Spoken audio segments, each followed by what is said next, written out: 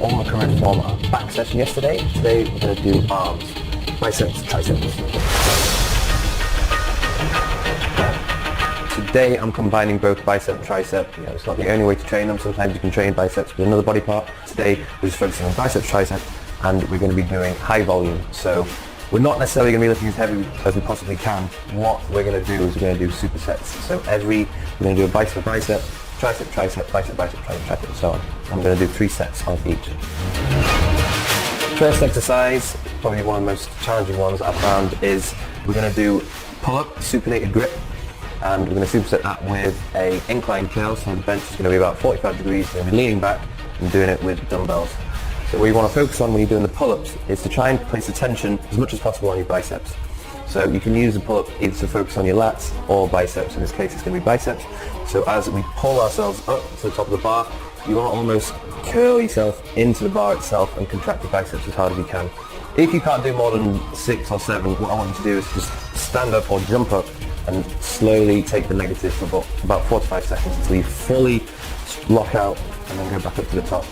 So once you've done, I did 10 reps of that, I'm going to go on to the incline dumbbell curl, and you're going to go for a weight which you can at least get 10 reps out on. You're going to lock out at the bottom, curl all the way to the top, squeeze your biceps as hard as you can, slowly lower the weight back down, lock out again, and repeat.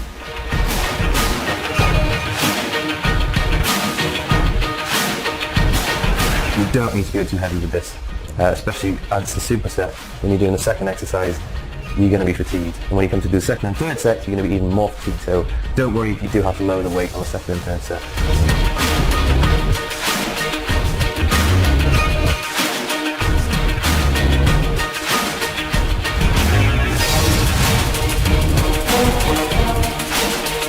Next superset I did was triceps, so we're giving the biceps a bit of a rest.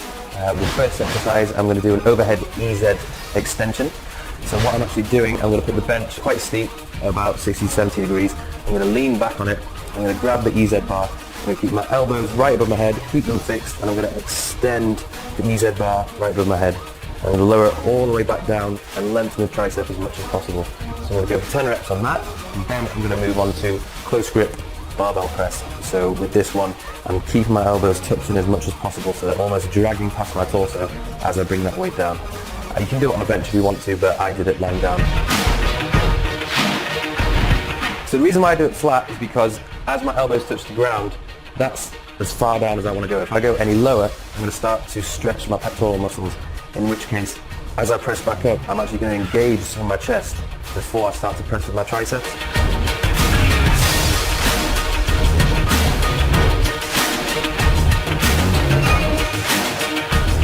Third exercise, back to biceps. This one, we're going to use the EZ bar. We're going to do what's called a reverse curl.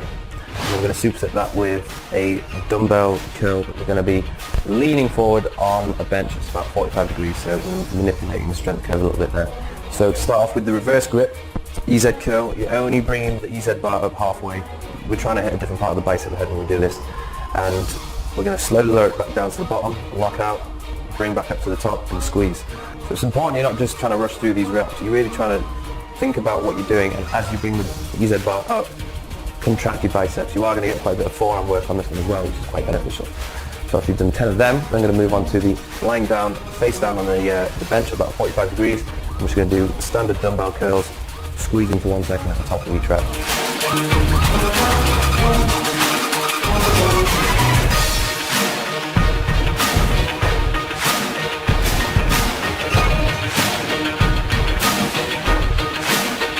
Next exercise, we are going to do dips, supersetted with tricep cable extension.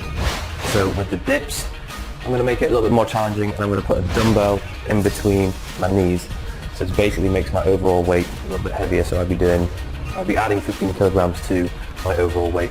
So we're going for about 10 reps on that, 8 to 10, and then move on to the tricep extensions. Now when I'm doing this with the rope, I'm using 2 ropes, because 2 ropes allows me to completely lock my arms out and get maximum range of motion, so I can actually shorten my tricep as much as possible whilst then returning to the starting position and lengthening the tricep. The problem when you do it with 1 rope is that as you pull it down, your hands are kind of stuck in your hips. You cannot pull that rope any further apart. Your triceps aren't fully contracted. When doing dips, if you're trying to place the tension on your triceps, you want to keep your torso a little bit more upright And I always tell my clients, keep your head up and look straight in front of you.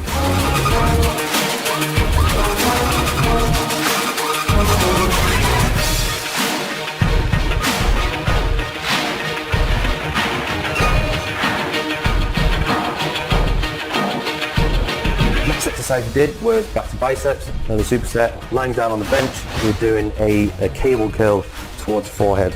Supersetting that with a standing rope curl. So with the cable curl, this one's is quite a unique movement because you're almost pulling the weight towards your forehead, something you can't replicate if you're standing upright. So I put a bench underneath a cable attachment with it's either flat or EZ sort of bar shape. And what I do is actually put my head back a little bit further to increase the range of motion so that I can really shorten the bicep as much as possible. So by doing this, I'm changing the angle of the resistance. The other one was a standing rope curl. So again, I'm changing the grip. I'm using a neutral grip, and the force is acting not directly below me, but from behind me. So again, I'm going to be locking out at the bottom, bringing the ropes up, not all the way to the top, because when the cable's in line with your forearm, the tension kind of ceases to exist. You want the cable just to be pointing down away from your forearm. So I don't go all the way up to the top. I'll go about 3/4 of the way up, squeeze the contraction, and then go back down to the bottom.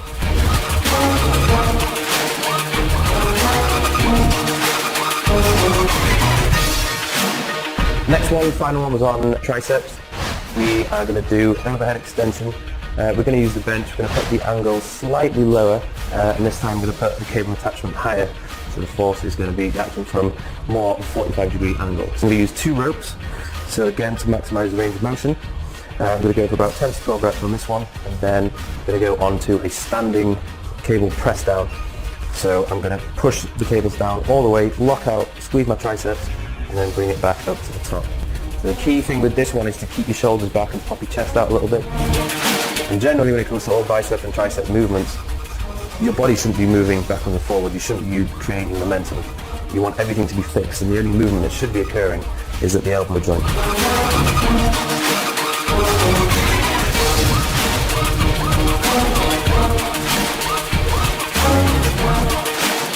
So guys, hope you enjoyed my high volume arm training session. We've got one more workout left, and that's going to be core, followed by some high intensity interval training.